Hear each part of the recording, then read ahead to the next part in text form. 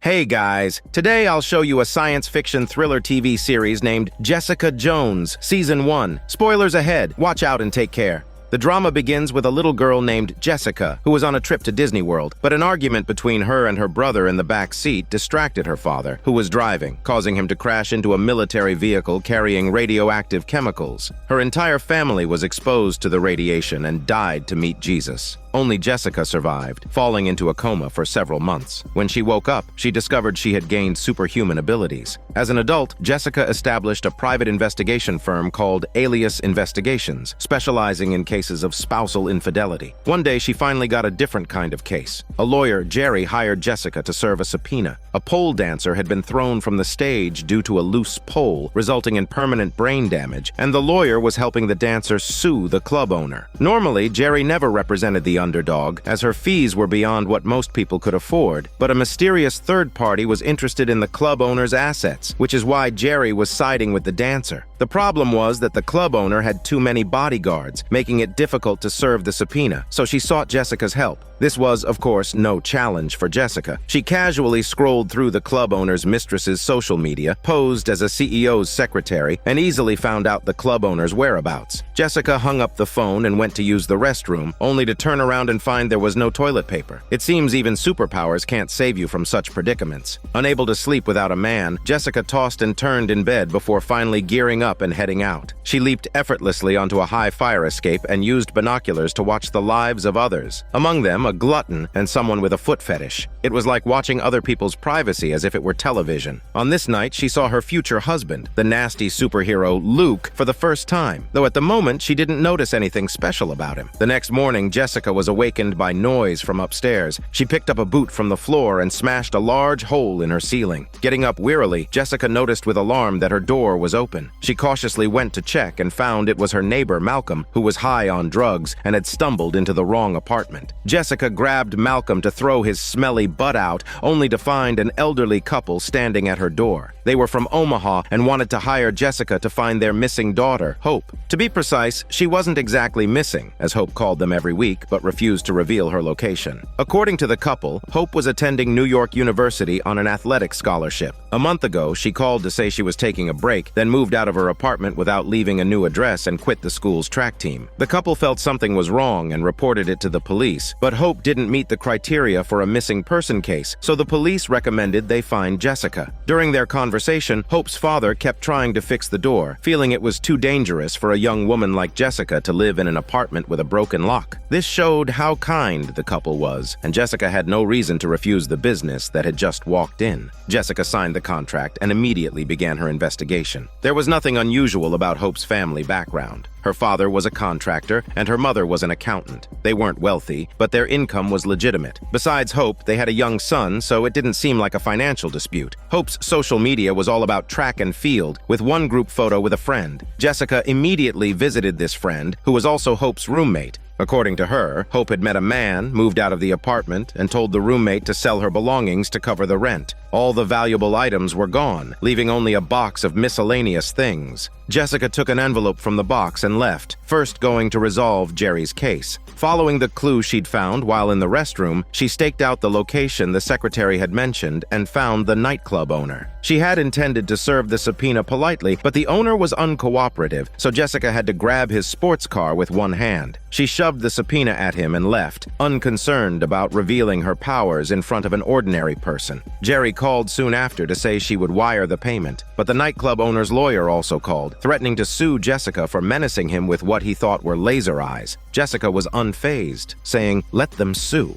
After all, no one would believe she had superpowers. That evening, unable to sleep without a muscular man, she went out and was drawn to a lively bar on the street. As she hesitated whether to go in, she ran into Luke again. It turned out he worked at this bar. The two hit it off immediately and naturally ended up in his bedroom upstairs with a smelly hormone yoga session. Fantastic, but fast. 2 minutes later, they finished their session, and when Jessica went to the bathroom to wash up, she saw a photo in the cabinet. Something about it made her mood plummet, and she immediately got dressed and left. Luke, the nasty man accustomed to casual flings, didn't try to stop her sexy body. Waking up, Jessica threw herself back into the missing person case. She checked Hope's credit card statements and found that she had bought a lot of expensive lingerie, clearly to please a boyfriend. Her mother had also said that Hope was frugal and rarely used that emergency credit card. Following Hope's spending records, Jessica arrived at a very familiar restaurant. She showed Hope's photo to a waiter. Because Hope's male companion was so particular, the waiter remembered him clearly. He always insisted on a specific table, and even if it was occupied, the manager would find a way to move the other guests. The sommelier would also immediately bring him an expensive bottle of red wine. Listening to the waiter's gossip, Jessica was flooded with terrible memories. A few years ago, she had been that man's companion, sitting in the same restaurant at the same table, eating the exact same food. Jessica fell into a state of panic. She ran to Hope's parents and asked which police officer had recommended her. Hope's father then clarified that it wasn't strictly a police officer, but someone at the station who was filing a complaint had overheard their case and recommended Jessica. Jessica urged them to pack up and go home immediately, telling them to stop investigating the matter. It was clear that the man who had taken Hope was extremely dangerous. Back home, Jessica immediately bought a plane ticket, planning to flee that very night. But when she tried to pay, she found her card had been declined. She had to go to her friend Trish for money. Trish was the biological daughter of the family that had adopted Jessica and was a famous talk show host. But the two hadn't spoken in 6 months, and now Jessica was asking for money, so Trish wouldn't agree easily. Jessica had no choice but to confess that the mysterious man was back, telling Trish everything about Hope's disappearance. It turned out Trish also knew about the mysterious man, and she knew Jessica was no ordinary person. Trish believed that Jessica, rather than running away, should be the one to rescue the innocent girl, Hope. Nevertheless, she still gave Jessica a sum of money. After getting the money, Jessica was torn, but she finally gave up on going to the airport and instead went to the hotel where the man frequently stayed. Jessica set off the fire alarm and all the building's residents evacuated, but there was no movement from the room Jessica was headed to. She summoned her courage and pushed open the door. Hope was lying on the large bed in the bedroom. Jessica asked if Kilgrave was there. Kilgrave is the main villain of the story, codenamed the Purple Man, who can control people with his voice. He had ordered Hope not to leave, and she had been lying there, wide-eyed, for 5 hours, even wetting the bed. Without another word, Jessica picked her up and carried her heavy body away. His control fades with time and distance, so Hope had to leave with her parents immediately. Hope's family thanked Jessica profusely and took their daughter home. But just as the elevator doors closed, Hope pulled out a gun. By the time Jessica ran downstairs and stopped the elevator, Hope's parents were dead like 2 pieces of shit. Hope snapped back to reality and broke down crying like a giant baby filled with crocodile tears. It's clear that she had been under control when she killed her parents, but at least she could soon inherit her parents' great fortune. Jessica's first instinct was to run to the airport and escape, but at the last moment, she returned to the building. As a witness at the crime scene, Jessica was taken to the police station for questioning. The police found it suspicious that a college student would suddenly shoot her parents and suspected Jessica of being the instigator, given her recent close involvement with the family. The police also entered Jessica's apartment without a warrant and found many photos she had taken of the nasty man Luke, suspecting he was connected to the case. Jessica explained in frustration that she was a private investigator with a proper license. By breaking into her home and looking at her client's photos, they were trying to ruin her business. She asserted that they had no right to detain her without evidence. After that, Jessica went to the bar to find Luke, but she was too late. 2 police officers were already there questioning him. Luke already knew about the nasty photos. Jessica had to go in and explain that she was taking pictures for professional reasons. His lover was a married woman, and her husband had hired Jessica to investigate her affair. Luke was shocked, saying he never got involved with married people. Jessica told him to check his lover's marriage certificate if he didn't believe her smelly bullshit. Jessica's story was half true. Luke's lover was indeed married, but her husband hadn't hired a private investigator. Jessica had been taking nasty pictures of Luke out of personal interest. In any case, this incident left both of them feeling very unhappy. The next day, Jessica went to visit Hope. From their conversation, it was clear that the man had been using Hope as a substitute for Jessica because Hope, as a track athlete, had physical abilities far superior to an ordinary person, though not on par with Jessica's. Hope was so devastated by her parents' death that she wouldn't answer any of Jessica's questions properly, and they had to cut the conversation short. Jessica was determined to get Hope out of prison and begged the lawyer Jerry to take the case. She promised to find evidence of Hope being controlled, and in return, Jessica would owe Jerry a favor. The offer was very tempting. Jerry said that if Jessica could get the evidence, she would defend Hope. During this time, Trish came to see Jessica, hoping she would move into her apartment, which had better security. Jessica didn't didn't want to involve her friend and refused her kind offer. That evening, while sorting through files in her office, Jessica came across a newspaper clipping about a major bus accident. A person named Riva had died on the spot. The article included a photo of Riva, who was the same person in the picture at Luke's home. It seemed this Riva was Luke's wife. Jessica had actually witnessed that accident. She had been trying to break free from the Purple Man's control and had ignored his calls to her. As he was about to chase her, a bus suddenly overturned and hit him. Jessica had thought the Purple Man was dead. Now, as she looked at the file and tried to sort through her thoughts, she heard a couple arguing upstairs. She went up and bluntly warned them to be quiet. The woman defiantly talked back, so Jessica grabbed her and pressed her against the wall. The neighbor was so scared she went weak in the knees and could only shut up her smelly mouth. The next day, Jessica went to the scene of the accident to ask for the location of nearby hospitals. Even if the Purple Man hadn't been killed in the crash, he must have gone to a hospital for treatment. Jessica went to the nearest general hospital, stole a nurse's uniform, and used the front desk records to look for information on the Purple Man. But she only found records for Luke's wife, which indicated she was already dead on arrival. Jessica had no choice but to print out all the records from the day of the accident to study back at her apartment. When she got there, she found the door open. Without a second thought, she knocked out the person inside, only to find it was a repairman Trish had sent to fix the door. Jessica had to call an ambulance for him and then called Trish, warning her not to contact her again. The two argued briefly before Jessica hung up in frustration. She saw the upstairs neighbor come over to apologize for the noise the previous day. From their conversation, Jessica learned that the man and woman upstairs were not a couple, but fraternal twins. Jessica couldn't be bothered with the man. She noticed that the ambulance had a number on it and quickly opened the files she had printed earlier, noting down the ambulance number from the day of the accident. Posing as a city traffic administrator, Jessica went to find the ambulance driver from the day the Purple Man was hit. The hospital had dispatched 2 ambulances that day. One of the drivers had arrived at the scene and then driven away in an empty ambulance. He had not only abandoned his post, but had also resigned soon after. When Jessica found the driver, she discovered that despite his young age, he had suffered a stroke. The driver's mother explained that after the incident with the stolen ambulance, her son had disappeared for 3 weeks. He was eventually found in an alley and kindly taken to the hospital, where it was discovered that both of his kidneys were missing, which is why he was in his current state. Fortunately, a kind person had donated a dialysis machine, which eased the family's burden. It was obvious that the Purple Man, after being injured in the crash, had taken the driver's kidneys for himself. Jessica sent the driver's mother away, took a photo of the dialysis machine's product number, and told the driver she would avenge him. Hearing this, he became very agitated and tried to write something with a pen. Jessica thought he had an important clue, but the driver wrote for Jessica to end his kidneyless life. Of course, Jessica couldn't do it and quickly made an excuse to leave. Looking at the pitiful mother and son, her heart grew heavy. As soon as Jessica returned to her apartment, she ran into the twins from upstairs. The sister told Jessica not to seduce her brother. Jessica was speechless and went back to her room, only to find Luke's lover waiting for her. The married lover had learned from Luke that her husband had hired a private investigator to follow her, so she went home and confronted her husband, thereby exposing her own affair. Furious, the woman came to confront Jessica, saying she must be satisfied now. Her husband had gathered a group of his football buddies and was on his way to the bar to teach Luke a lesson. She blamed Jessica for the whole mess. By the time Jessica reached the bar, a fight had already broken out. Without thinking, she rushed in to help. The two of them beat the group of athletes senseless. Jessica noticed that Luke was invulnerable. They stabbed him with broken bottles, but couldn't even break his skin. Similarly, Luke realized Jessica was not an ordinary person. He angrily told her to leave. Rebuffed, Jessica focused on her investigation and, using the dialysis machine's serial number, traced it to a doctor. Jessica immediately went to the university where he worked. As soon as the dialysis doctor saw her, he abandoned his class and ran for his shitty life. The old man was surprisingly fit, and Jessica had to chase him all the way to the underground parking garage to catch him. It turns out he was the doctor who had performed the organ transplant for the Purple Man. The dialysis doctor had seen a photo of Jessica with the Purple Man and thought they were working together, which is why he had run for his shitty life. Jessica clarified that she had nothing to do with the Purple Man and asked what had really happened back then. From the dialysis doctor's account, she learned that the accident had damaged one of the Purple Man's kidneys and the other was failing failing due to crush syndrome. The doctor didn't want to just take the driver's 2 kidneys and advised the purple man that he could live with just 1 transplant, but he insisted on having both replaced. For the entire 10-hour surgery, the purple man only received an epidural and refused general anesthesia. Hearing this, Jessica realized the purple man didn't want to lose consciousness, but sleep also involves losing consciousness. So why did he refuse general anesthesia? The dialysis doctor explained that surgical anesthetics shut down different bodily functions. Jessica had finally found the purple man's weakness. With a surgical anesthetic, she could temporarily neutralize his control. Jessica first called lawyer Jerry and had the dialysis doctor explain the whole story to her, proving the purple man's special ability. After hearing this, Jerry finally agreed to defend Hope.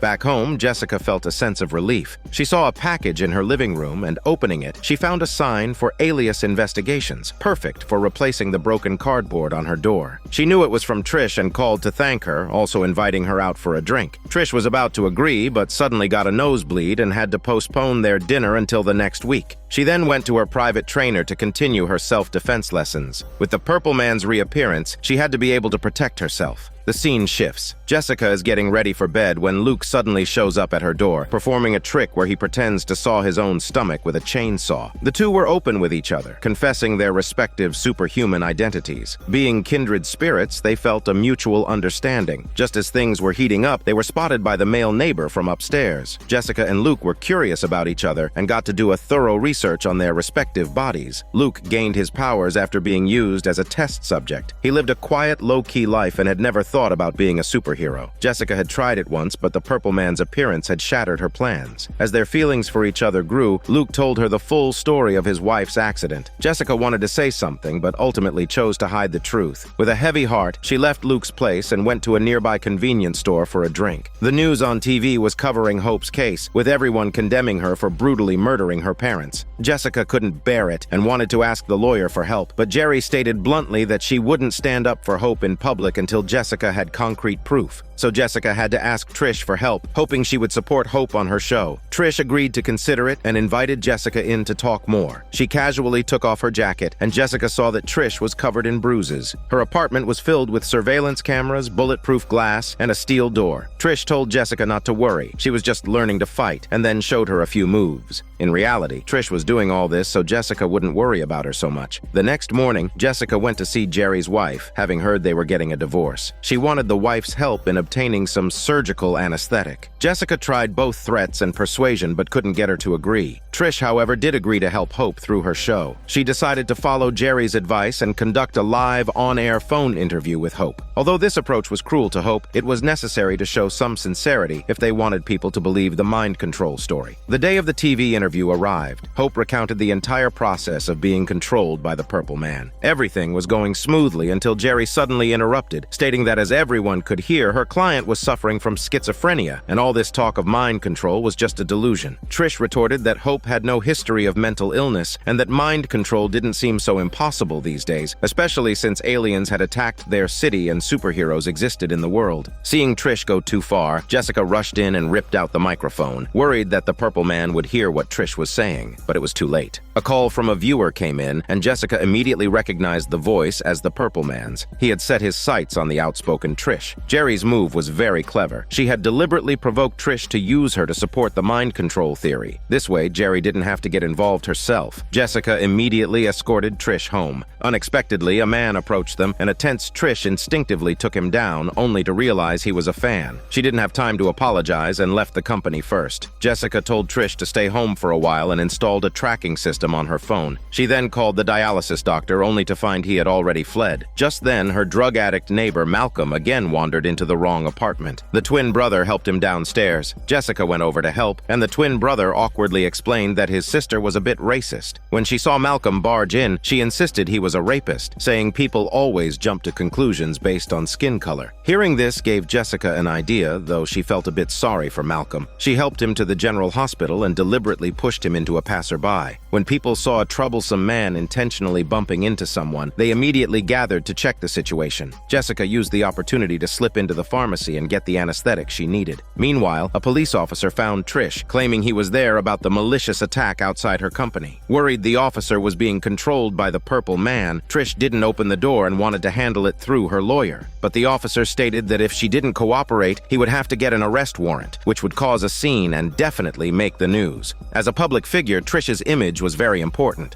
As she hesitated, the officer made a move to leave. Seeing this, Trish indeed called him back. The officer took the opportunity to try and grab her. Fortunately, Trish hadn't been slacking on her training. She fought back with great strength, and the two struggled from the hallway into the living room. Although Trish was skilled and had a firm hold on the enemy's neck, she was facing a full-grown male police officer. Just as Trish was about to lose her strength, Jessica finally arrived and sent the officer flying like a Barbie toy, but his mind was completely controlled, with only one command: kill Trish. As long as he was breathing, the officer wouldn't stop. An idea struck Jessica. She held the unconscious Trish and shouted at the officer that he had killed her. Seeing his mission complete, the officer immediately left. Jessica took out Trish's phone, slipped it onto the officer, and tracked his movements using the positioning system, which led her to the Purple Man's hideout. She glanced at the syringe of anesthetic in her hand. Before Jessica could make a move, the Purple Man ordered the officer to jump off the building. Seeing this, Jessica no longer cared about being exposed and leaped down to catch the officer, coming face to face with the Purple Man. Seeing the face from her nightmares, Jessica was instantly reminded of the memories she didn't want to recall. It turned out that under the Purple Man's control, she had personally killed Luke's wife. The bus accident was just a cover. At that moment, the officer regained consciousness and tried to jump again. Jessica quickly grabbed him and knocked him out against a wall. When she turned back, the Purple Man was gone. As she was about to give chase, a hand suddenly grabbed her. It was another unfortunate soul under his control. Jessica had to grab him by the neck and choke him unconscious. But as soon as she dealt with one, a pair appeared. Jessica simply tied the door shut. She searched the apartment and discovered a room covered with photos of herself. The Purple Man had been secretly watching her all along. A chill ran down Jessica's spine all the way to her smelly butt. She picked up the officer and jumped to the ground floor to prevent him from trying to kill himself again when he woke up. The shadows of the past once again enveloped Jessica. Before dealing with the Purple Man, she was determined to stay away from Luke. Her immediate priority was to find out who was helping the Purple Man spy on her. To catch the Purple Man's spy, Jessica had been wandering the streets recently. Suddenly, a new client came to her firm, referred by someone from Jerry's office. The woman's name was Audrey, and her designer clothes clearly showed she was wealthy. Her husband was a serial cheater, and they were finally heading for a divorce. Audrey was determined to leave her husband with nothing and needed evidence of his infidelity, preferably catching him in the act. It was a business opportunity she couldn't refuse. Just as Jessica was about to sign the contract, Trish called again, saying the police officer had come to kill her, knowing she wasn't dead. Without a word, Jessica rushed to Trish's place. The officer was banging on the door, a look of despair on his face. Seeing his expression, Jessica understood. The young officer wasn't there to kill Trish. He just remembered that he had killed someone and wanted to confirm the body.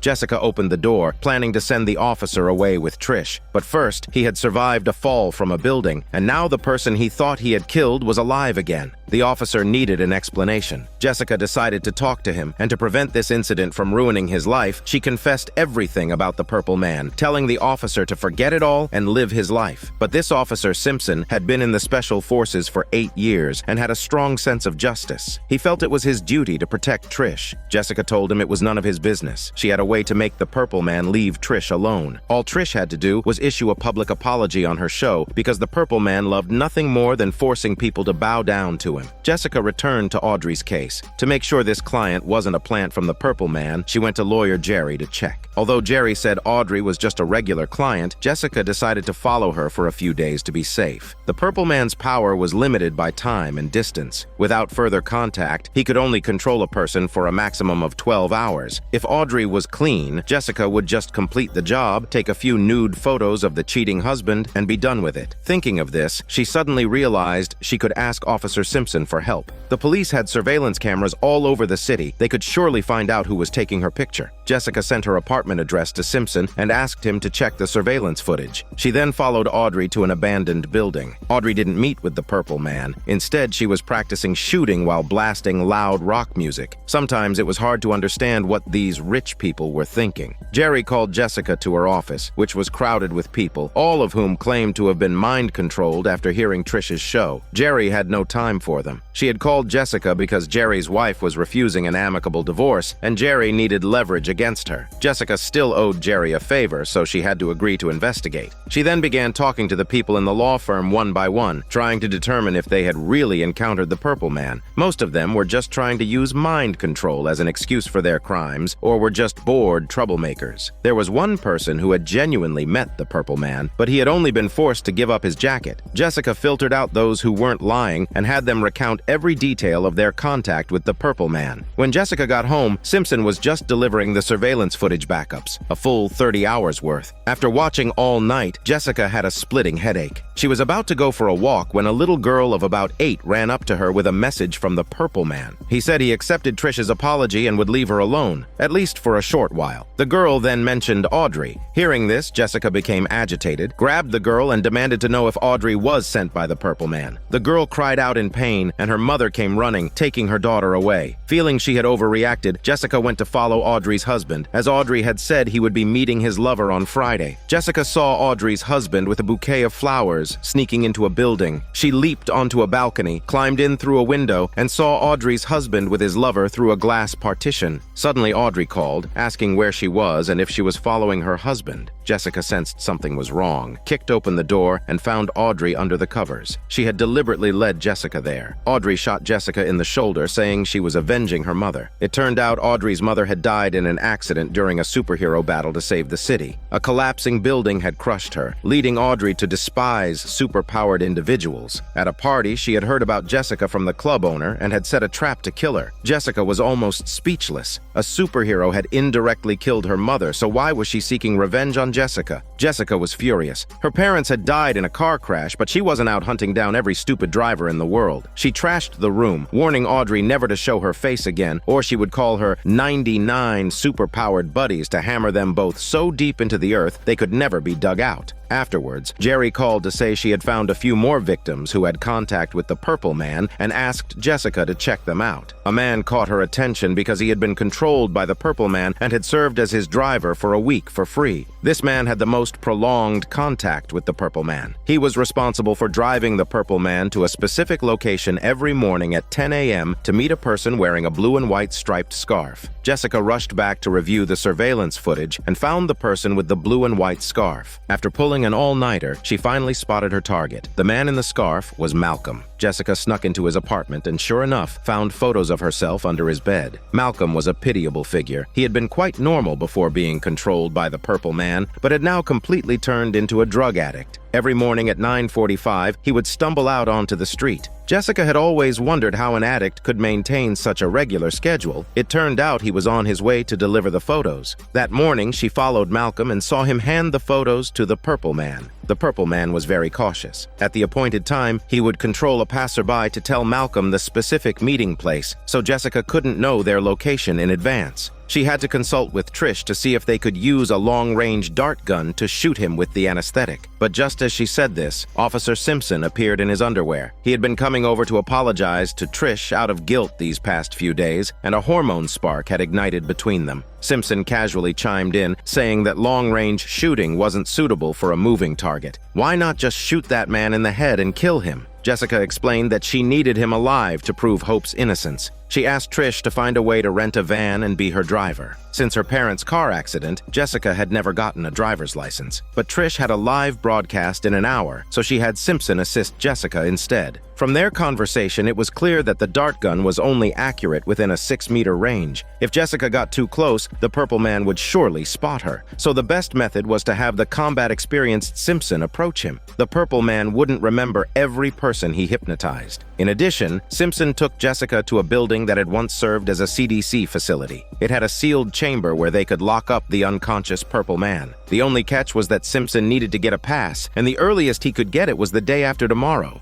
The two agreed on a plan and decided to act the day after tomorrow. Simpson was very efficient and quickly found a van with fake plates and no rental records, perfect for a kidnapping. Since Jessica and Simpson were responsible for the capture, Trish still had to be the driver. On Sunday, the three of them gathered to prepare. Before the operation, Jessica instructed Simpson that if she was discovered by the Purple Man during the process, he should immediately shoot her with an anesthetic dart. Only by being unconscious could she avoid his control. At 10 o'clock, a controlled passerby approached Malcolm and told him the meeting spot for that day. After confirming the Purple Man's location, Jessica immediately notified her two accomplices. Trish parked the van half a block away. Just as Simpson was about to approach the Purple Man, a street vendor's balloons suddenly burst. A cautious Jessica told Simpson to retreat immediately, but it was a now-or-never opportunity. She had to rush out and shout to create a distraction. Simpson took the chance to shoot an anesthetic dart into the Purple Man's neck. The next second, he collapsed to the ground, causing a commotion. Jessica saw a man about to rush over and used her old trick again, shouting that the man had knocked down her brother, then helped up the Purple Man, pretending to take him for medical attention. Jessica carried the Purple Man and met up with Trish. As soon as they reached the CDC facility, they discovered a tracker on the Purple Man and a group of controlled bodyguards frantically rushing to hijack their vehicle. There were too many of them, and they were armed with stun batons. Although Jessica couldn't be easily knocked out, with so many of them working together, her being unarmed, and her fear of killing innocent people, she was severely constrained. In the end, she could only watch as the Purple Man was taken away. Trish was also furious that she couldn't help. As for Simpson, he tried to interrogate a captured bodyguard about where they were taking the Purple Man, but the bodyguard had only received a protection order and knew nothing else. Seeing her chance of success slip away, Jessica couldn't help but recall her first encounter with the Purple Man.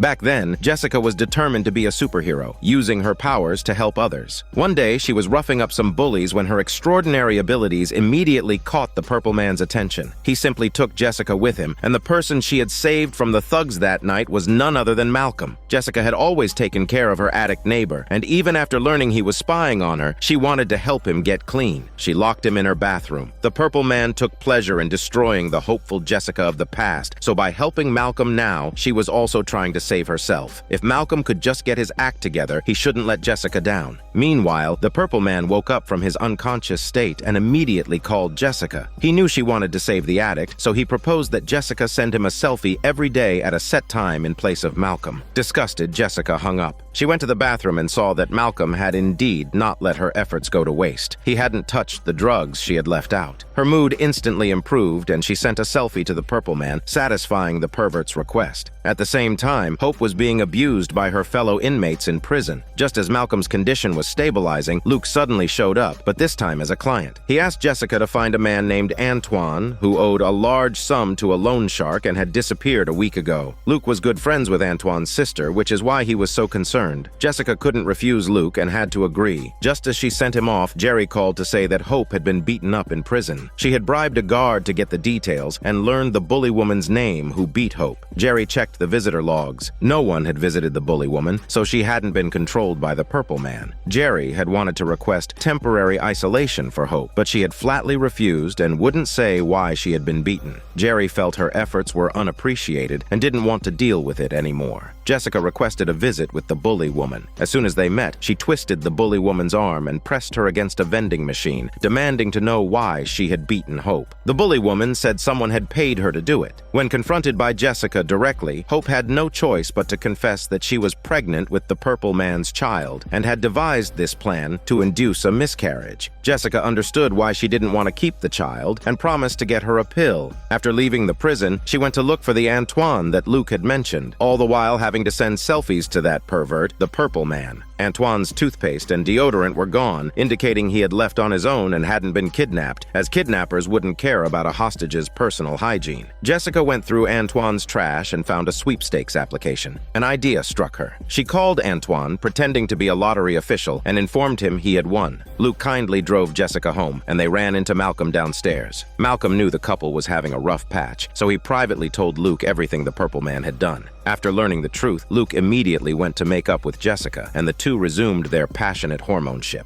Meanwhile, Antoine soon took the bait and sent his address to the prize company to claim his winnings. However, the person on the phone had a thick Puerto Rican accent, which meant it wasn't Antoine himself who had called. The case was getting more complicated. Jessica couldn't understand why Luke was so invested in finding this person. He finally confessed that Antoine had evidence about the cause of his wife Reva's death. Riva had left Luke a clue, telling him to find a mysterious box, but Luke could never find it. Hearing this, Jessica remembered that while under the Purple Man's control, she and Riva had dug up a box as instructed, but after digging it up, the Purple Man had given her another command: to kill Riva. At that moment, the two followed the address from the phone call and found a suspicious person. Luke and Jessica followed him on a motorcycle to an abandoned factory, where two vicious dogs charged out. Luke distracted the dogs, allowing Jessica to grab the suspicious man and eventually find Antoine. It turned out the addict had secretly come here to grow marijuana. Luke held off a few drug dealers while Jessica escaped with Antoine. Seeing her brother return safely, Antoine's sister kept her promise and handed over the evidence about the cause of death. Terrified that her role as the murderer would be exposed, Jessica watched nervously as Luke opened the file. To her surprise, it stated that Riva had died in a car accident caused by a drunk bus driver. Luke believed this evidence and was determined to seek revenge on the bus driver. At this point, Jessica had no choice but to confess to Luke that she had killed Riva while under the Purple Man's control. Unable to bear Jessica's constant deception, Luke left in a fit of rage. Meanwhile, the Purple Man bought Jessica's childhood home for reasons unknown. The argument with Luke left Jessica devastated. One day, she got drunk and went to see Jerry's wife, forcing her to sign the divorce papers, but the woman stubbornly refused. As a subway train approached, Jessica threw Jerry's wife onto the tracks. Fortunately, she came to her senses at the last moment and saved her. Depressed and guilt-ridden, Jessica got blackout drunk. Malcolm helped her home, only to be shocked to find their neighbor, the twin brother, dead in Jessica's bed. It was definitely the Purple Man's doing. A few hours earlier, the twin brother had come looking for Jessica, only to find the Purple Man standing in the dark room. He had angrily demanded to know why he was breaking into someone's home. The Purple Man hadn't answered, but had asked in return who he was. Malcolm's first instinct was to call the police, but Jessica had been involved in too many cases already and couldn't let the police know about this. She had to end this herself. Jessica planned to commit a crime intentionally to get into a supermax prison, using herself as bait to lure the Purple Man in. In a facility with 7 layers of security, the Purple Man couldn't send his minions in, he would have to come himself. When he used his powers, the security cameras would record it and he wouldn't be able to delete the footage. This way, Jessica would get her evidence. A detective had previously suspected Jessica in connection with Hope's parents' murder. Now she was walking right into the lion's den, contacting the detective to turn herself in. However, Jessica needed a lawyer present. She intercepted Jerry at work, asked her to clear her schedule for 8 p.m., and promised that Jerry's wife would sign the papers soon. To finalize her divorce quickly, Jerry agreed. But that afternoon, Jerry's wife suddenly showed up at the law firm with a file containing evidence of Jerry's illegal bribes over the years. Jerry's wife hadn't wanted to make things ugly, but since Jerry had sent Jessica to threaten her, she had no choice but to fight back. Meanwhile, Trish had been feeling useless ever since the failed anesthetic plan. She hated the feeling of being helpless in critical moments, so she looked up the Purple Man's team of bodyguards, hoping to follow them and find his location. Simpson was afraid Trish would get herself into trouble, but unable to convince her to stay out of it, so he secretly helped her trail the bodyguards. Unexpectedly, he discovered that the Purple Man was hiding in Jessica's old childhood home. However, Simpson didn't tell Trish this. Fortunately, Trish was too busy to notice, as she was getting a frantic stream of calls from Malcolm. She rushed to Jessica's apartment and saw the twin brother's body on the bed. Malcolm was worried Jessica would do something foolish and actually get locked up in a supermax prison, so he asked Trish to help talk her out of it. When Jessica returned to her apartment, she found Trish waiting in the living room and the body on the bed was gone. Jessica knew Trish was worried about her, but right now, besides going to prison to lure the Purple Man, she couldn't think of any other way. Trish had to confess that she had asked Malcolm to dump the twin brother's body in the sea. Jessica chased him to the pier, jumped into the water to retrieve the body, and then walked into the police station with the twin brother's severed head, claiming she had killed someone and wanted to confess. Time was short. Jessica needed to get into the supermax prison as soon as possible, but the detective kept asking questions. So she broke free from her handcuffs, picked up a chair, and prepared to smash someone to make her crime seem more severe. Unfortunately, Jessica was too late. The Purple Man had already entered the police station and controlled all the officers. He professed his love for Jessica, helped her by erasing the station's surveillance footage, and deleted any record of their visit. Then, holding up the severed head, he gave an order to the officers. In 3 seconds, they would realize this was just a ridiculous joke. He then let Jessica go. Back at her apartment, Jessica found a gift left by the Purple Man, the deed to her childhood home. The next morning, she packed her bags to go and see it, but ran into the twin brother's sister, who was was looking for him. Jessica couldn't bear to tell her the truth and lied, saying the twin brother had left without a word. Jessica was constantly bringing disaster to those around her and fell into a deep state of self-loathing. In a fit of self-destruction, she went to her old home to find the Purple Man. Simpson, who had been staking out the villa, happened to see this. As soon as Jessica entered the familiar house, the Purple Man's bodyguards found her phone, which was in recording mode. Although the Purple Man was somewhat disappointed, he promised not to force Jessica this time. He hoped she would choose to stay voluntarily. Jessica looked around and saw that the house was a perfect replica of her childhood home. The Purple Man explained that he had found the original real estate agent and restored it based on old photos, even hiring a chef and a butler. He knew Jessica disliked the idea of slavery, so he paid double to hire unemployed people who had been laid off so she could accept the servants with a clear conscience. The two began a strange cohabitation. Jessica gave him the cold shoulder, but his patience was limited. While he promised not to use his powers on her, he never said he wouldn't threaten the lives of others, which led to their first dinner ending very unpleasantly. As Jessica was about to go upstairs, she discovered Simpson had suddenly appeared. He mistakenly thought Jessica was under control and had planted a bomb in the basement, planning to find an opportunity to blow up the Purple Man. Jessica warned Simpson not to act rashly. The Purple Man couldn't die until Hope's innocence was proven. She took Simpson's phone. Just as she finished speaking, the Purple Man appeared at the door. Jessica opened the door first, saying there was a bomb in the basement, deliberately luring the Purple Man away to give Simpson a chance to escape. The bomb was tied to the main gas pipe. Once activated, the entire house would be blown up. The clever Purple Man quickly guessed it was Trish's police officer boyfriend behind it, but he was pleasantly surprised that Jessica would save him. Little did he know, Jessica had only one goal after getting the phone: to record the Purple Man admitting he killed Hope's parents.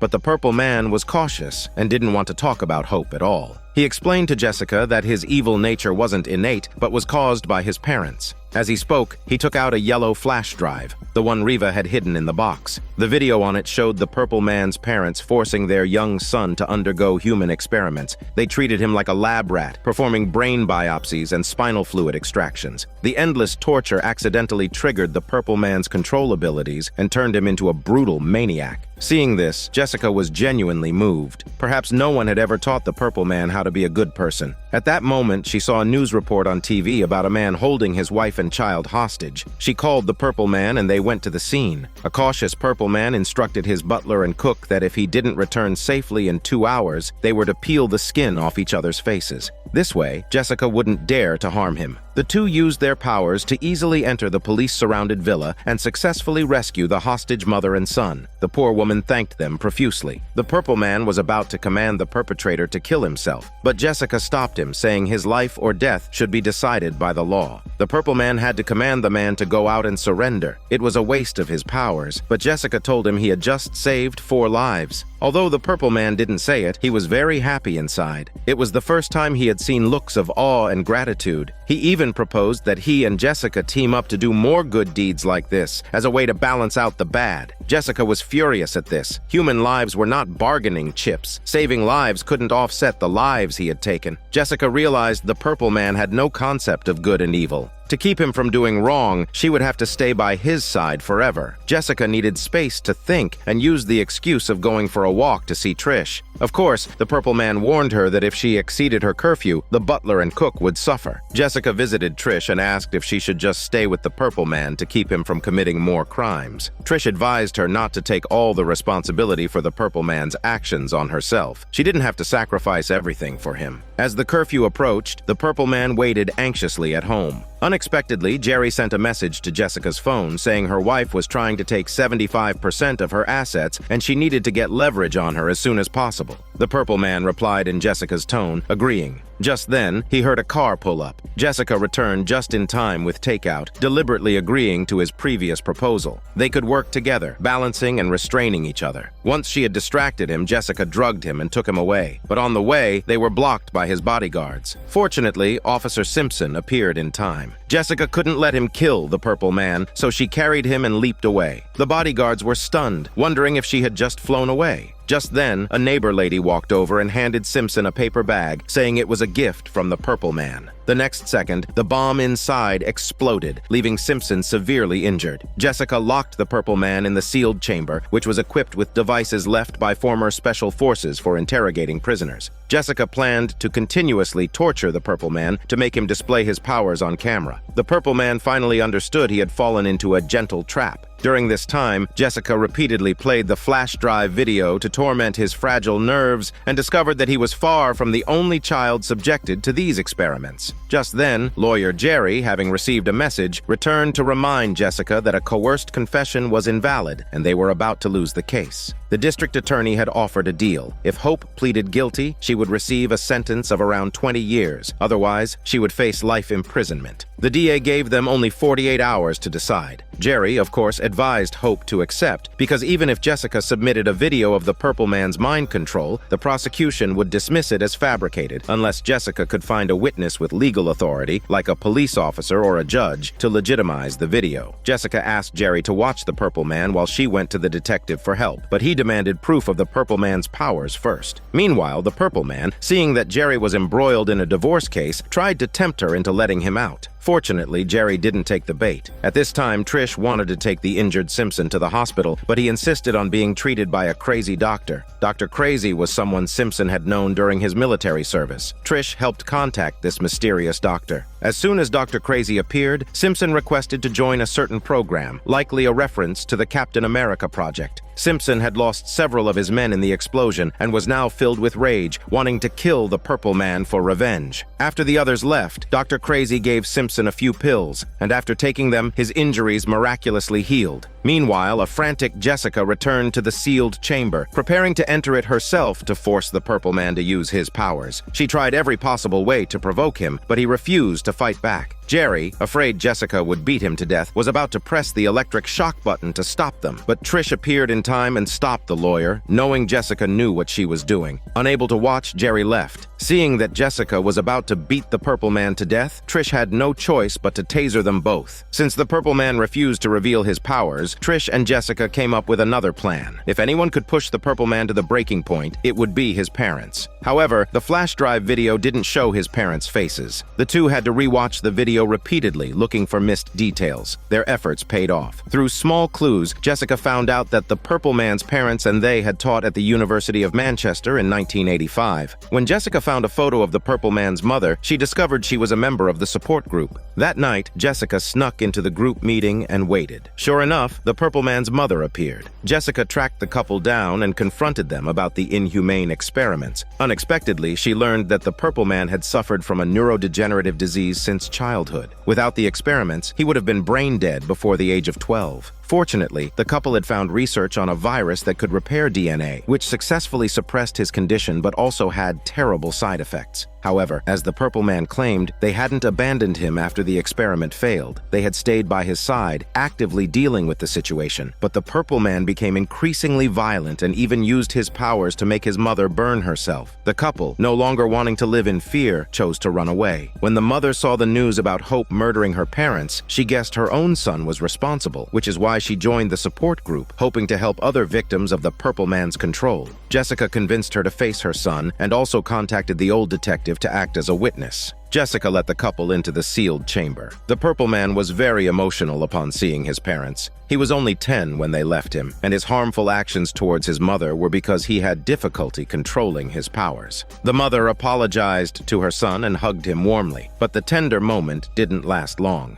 The mother pulled out a pair of scissors and stabbed the Purple Man, intending to kill her own son to prevent him from hurting anyone else. A disheartened Purple Man, no longer caring if he exposed his powers, directly controlled his mother to kill herself. Jessica had recorded what she needed, but the electric shock equipment suddenly failed. In the end, the Purple Man's mother died tragically. Jessica and Trish only managed to save the Purple Man's father. The Purple Man took advantage of the open door and ran. As Jessica chased after him, she discovered she was immune to his control. But the Purple Man reacted quickly and ordered the detective to hold her back. Standing in the street, savoring the feeling of being in control of herself, Jessica finally smiled. After escaping, the Purple Man met up with Jerry and asked her to take him to the best surgeon. It turned out the two had made a deal long ago, but Jerry took him to her wife's house. Although their divorce was messy, her wife was the doctor Jerry trusted most. After she treated the Purple Man's wounds, she could also help sign the divorce papers. Jerry was quite the planner. Meanwhile, Jessica told Trish that she seemed to have broken free from the Purple Man's control. The old detective could also testify to this. The Purple Man's father immediately suggested that Jessica's diabetic blood might be used to create a vaccine against the Purple Man's ability. In fact, his control wasn't as mystical as controlling minds. Rather, the Purple Man could release a virus, like ultrafine particles in the air, that could affect the human brain. Jessica's blood could be the breakthrough. Trish assisted Purple Man's father in testing Jessica's blood. They also discovered that someone had cut the wires to the electric shock equipment, which is why it had failed. Jessica guessed it was Jerry, who must have been swayed by the Purple Man because of her divorce case.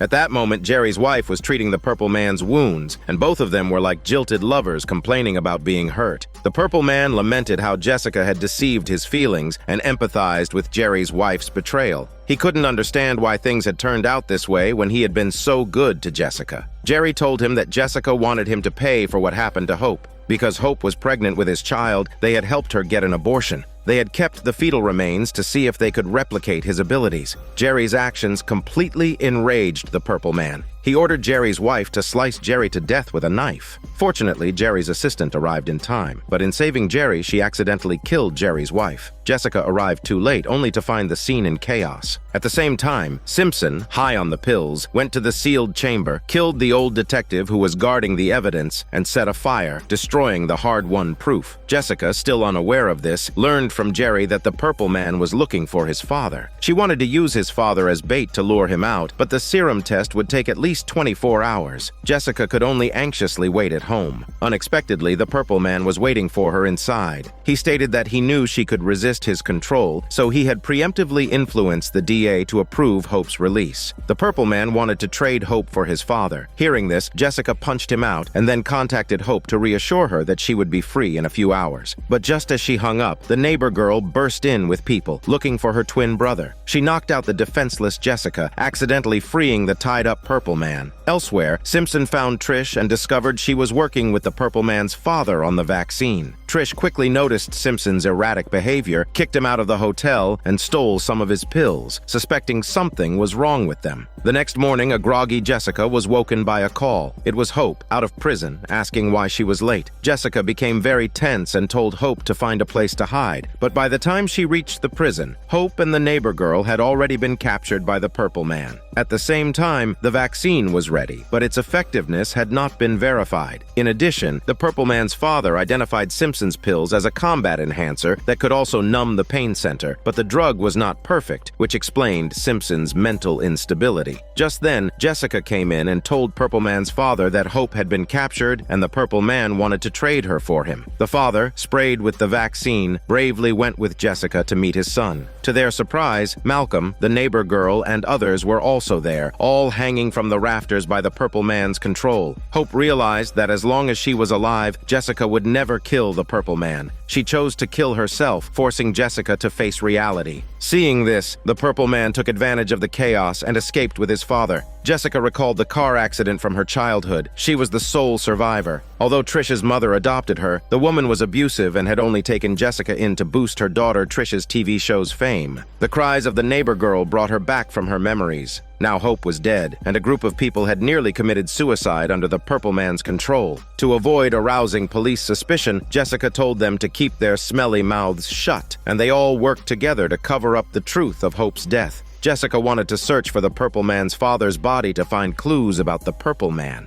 She followed Trish to a riverfront medical center to check the unidentified bodies in the morgue, hoping the Purple Man's father might be among them. But since they weren't on the family list, the staff wouldn't just let them in. This is where Trish's fame came in handy. She could get the staff member a reservation at any restaurant. The staff member, having received a favor, immediately opened the back door for them, but the Purple Man's father was not in the morgue. Due to lack of sleep, Trish told Jessica to go home and rest, but she stubbornly continued to check morgues at various hospitals. She didn't stop until the next morning. Mentally exhausted, she started hallucinating and was hit by a passing car. Jessica didn't bother going to the hospital for her injuries and went to Trish's place to patch herself up. Although they weren't related by blood, their bond was stronger than that of sisters. When they were young, Trish was constantly exploited and abused by her mother, and Jessica had awakened her powers in a moment of wanting to protect Trish. She had just lain down when she received a text that an elderly male body had arrived at the morgue. Jessica secretly went to check without telling Trish and found the deceased was the old detective, burned beyond recognition. Jessica assumed the Purple Man had returned to the sealed chamber to set a fire and destroy the evidence there, not suspecting Simpson. Jessica asked Trish to come to her place, but as soon as Trish stepped out, she found Simpson blocking her way. His brothers had all died because of Jessica, so why did she always stop him from killing the Purple Man? Simpson, having taken an overdose of the enhancer, was in a manic state. Dr. Crazy had sent people to bring him back, but Simpson shot and killed both of them. He then locked Trish in the gym and used her phone to contact Jessica. Simpson soon arrived at her door, claiming he wanted clues about the Purple Man to avenge his fallen brothers.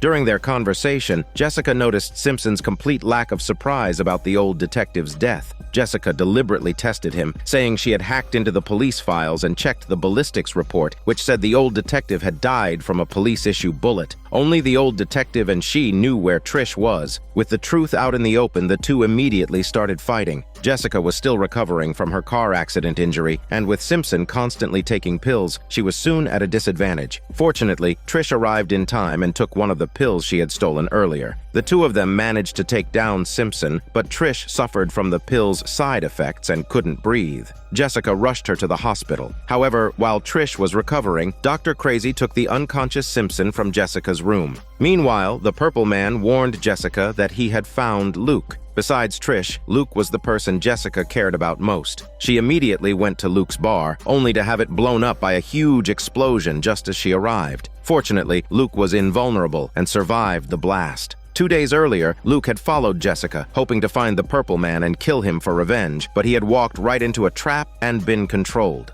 Luckily, the Purple Man didn't know Luke was invulnerable. Otherwise, it would have been much worse than just blowing up the bar. Luke and Jessica finally sat down calmly, cleared up their misunderstanding, and decided to confront the Purple Man together. Elsewhere, the Purple Man's father was not dead, but was being controlled by the Purple Man to help him develop a serum to enhance his own control abilities. The Purple Man also wanted to conduct experiments on a crowd to test the results. At the same time, Trish learned that Dr. Crazy was a researcher for a company called IGH. Trish called to tell Jessica this, but she was busy dealing with the Purple Man and didn't have time to investigate the pills. However, Trish's mother overheard this information outside the hospital room. For years, Trish had been avoiding her, and her mother wanted a chance to mend their relationship. So she brought a file on IGH to talk to Trish. It turned out IGH had paid for Jessica's medical bills after her car accident. It seemed likely that Jessica's powers were connected to this company. During this time, Luke and Jessica went to the apartment the Purple Man's father had rented. It was filled with lab equipment and various unidentifiable drugs. The most conspicuous was a type of adeno-associated virus compound, typically used to treat hereditary brain disorders, which was very expensive and hard to find. Jessica traced this information and found that the Purple Man was stockpiling adenovirus-related drugs. They just had to wait, and they would eventually catch him coming to replenish his supply. Their patience paid off. The Purple Man soon sent someone to pick up a delivery. Luke and Jessica followed the person to a park but lost him for a moment. When she saw the delivery man again, he had killed himself, and the drugs in his bag were gone. The adenovirus lead suddenly went cold. Jessica had to switch her approach. If the Purple Man was researching how to enhance his abilities, he would definitely test his range on people. So she searched online for magic tricks and strange occurrences, and sure enough, found similar reports. Following this lead, the two arrived at a nightclub where the Purple Man had been using the facilities to test his enhanced control abilities. Jessica was about to attack when she realized Luke had been under his control all along. His forgiveness of Jessica was just an act, controlled by the Purple Man to win her trust. The Purple Man told Luke to stay behind while he escaped in the confusion. Jessica didn't want to hurt the man she loved, so she held back. But Luke, under orders, showed no hormone mercy. The fight lasted a long time. Although the police soon arrived, they were no match for Luke. Forced into a corner, Jessica had to shoot Luke with a shotgun. An unconscious Luke was taken to the hospital for treatment, but his skin was difficult to penetrate. Fortunately, the nurse in charge had treated another superpowered individual before and wasn't too panicked. Jessica wanted to take Luke home to prevent doctors from discovering his abnormal physiology, but she was stopped by the front desk, who said there was a call for her. It was definitely the Purple Man. His control had become incredibly powerful. Jessica told the nurse to take Luke back to her apartment first and then answered the phone to deal with the Purple Man. She guessed he was hiding in the hospital, so she hung the phone on a doorknob and ran to the security room to find him. But the Purple Man had already left, leaving behind a controlled female security guard to delay her. Although Jessica quickly shook off the guard, the enhanced Purple Man had hacked into the hospital system, posted Jessica's photo, and ordered everyone who saw the message to hunt her down. Even a bedridden, seriously ill old woman uncontrollably attacked. Jessica had to lock the door, knock out the old woman and the doctor, and take their clothes to blend in with the crowd. The hospital was in chaos, with everyone, young and old, searching for Jessica. Unexpectedly, a woman who had had plastic surgery recognized her and pulled off her mask.